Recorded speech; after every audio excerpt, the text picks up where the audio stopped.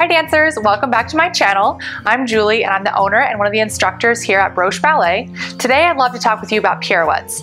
This is a very common question that I get is how do I make my pirouettes better? And also I spend a lot of time as a teacher. I work with absolute beginners who've never done a pirouette in their life, working up to the first pirouette. So I want to take you through my favorite progression, not only to get your first pirouette, but to perfect your pirouettes, even if you've been working on them for a while and have yet to make them totally perfect. So I'd like to start with pirouettes from fifth. I know this is always a little bit harder than pirouettes from fourth, but we can learn some really important lessons from fifth that we can take to fourth to make those fourth pirouettes better. So I'll show you the exercise we're going to do, and then we're going to break it down a little bit and talk about how to use it. So we're going to start in fifth. We're going to start with the arms to the side. We're going to do a tendu, a plie, a releve passe, and then come down. You want to do this one 4 times to the left and 4 times to the right. So a couple of things that you want to think about with this exercise. The first is your tendu and your plie are not throwaway steps. They're actually incredibly important to the success of your pirouette. So you want your tendu to be totally turned out here in the side. Don't let it be turned in. Make sure that heel is really coming forward. And then in your plie, you already need to be rotating your legs. If you're not rotating your legs and you get up to releve passe turned in, it's really hard to turn them out once you're already up there. So it's really important that you pre-rotate your legs when you're down here in your plie, so that by the time you get up for your releve, your legs are already turned out, your knee is to the side, and your standing heel is staying forward so you don't get that standing heel slipping back. So that's the first thing you want to think about with this exercise. The second thing is that you really don't want to fall backwards when you go up for your releve. When you go releve passe, a lot of people will throw themselves backwards. This is the most common issue I see with pirouettes, is throwing yourself backwards.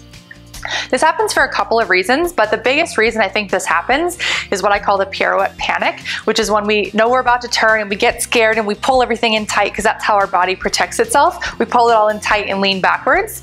We definitely don't want to get into the pirouette panic because it makes your pirouettes worse because you're falling backwards, and then you get more scared because you're falling over, and it's a really vicious cycle that we absolutely have to break. So when you're using this exercise and you do your tendu and your plie, you're going to go forward. You're going to think about staying really far forward over that big toe and not falling backwards. You're going to keep your arms nice and big and round and not back here towards your body.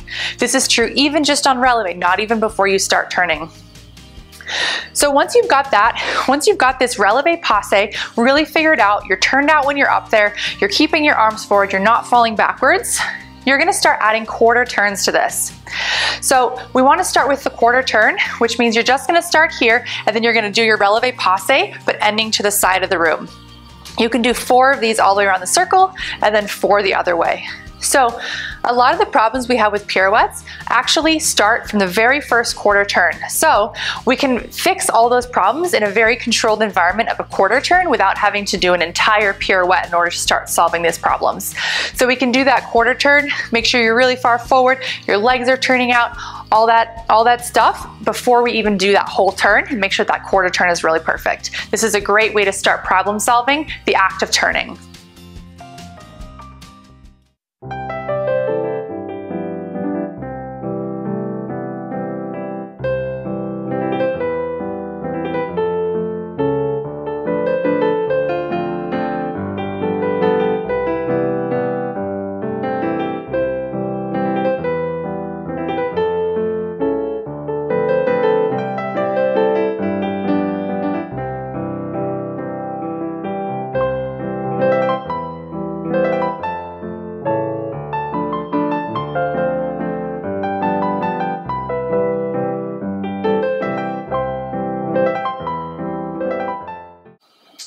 One thing to think about when we start turning is what part of your body is doing the work of making you turn. In a turn from fifth, you really don't want your leg to be doing the turning. Once we start going for multiple turns, you want to think about pushing the knee back to kind of get that momentum. But when we're trying for a single, when we're really trying to perfect the way the body works and the mechanics of it, you want to only think about your legs. The whole job of the legs is to make that passe position. And then the job of your arms is to give you a push to get you around. This will really help separate the jobs of your upper half and lower half and make sure that if we push off, we don't tweak our body, we don't do anything crazy when we're thinking about pushing off with the legs. The most common thing when you push off with the legs is that they both turn in. Either one or both of them will turn in. We definitely don't want that. So when you start your quarter turns, all you're thinking about is a passe on the bottom half and a push with your arm. So once you've perfected those quarter turns, you can work them all the way up through half turns and all the way up through a whole turn. Once you've gotten your turns from fifth figured out, we can start working on how that applies to fourth.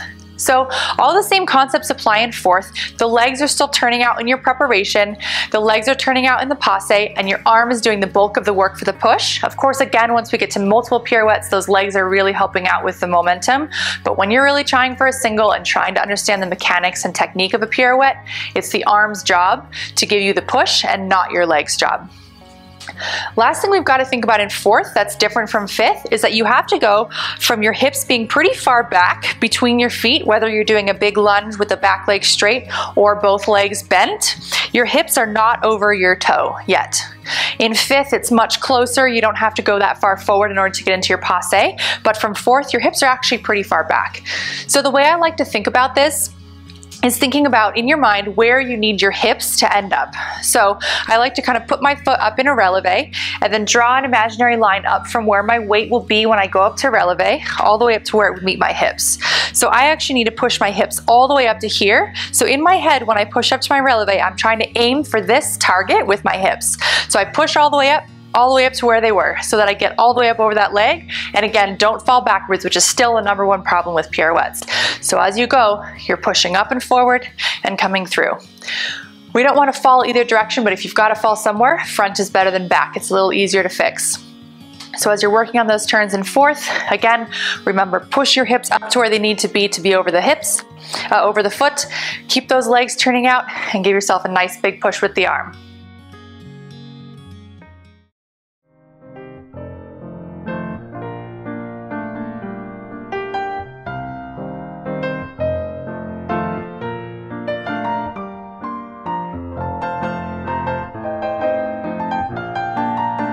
That's all for today, dancers. Hope these tips help you with your pirouettes. Let me know any questions or discoveries in the comments below, and don't forget to like and subscribe. Until next time.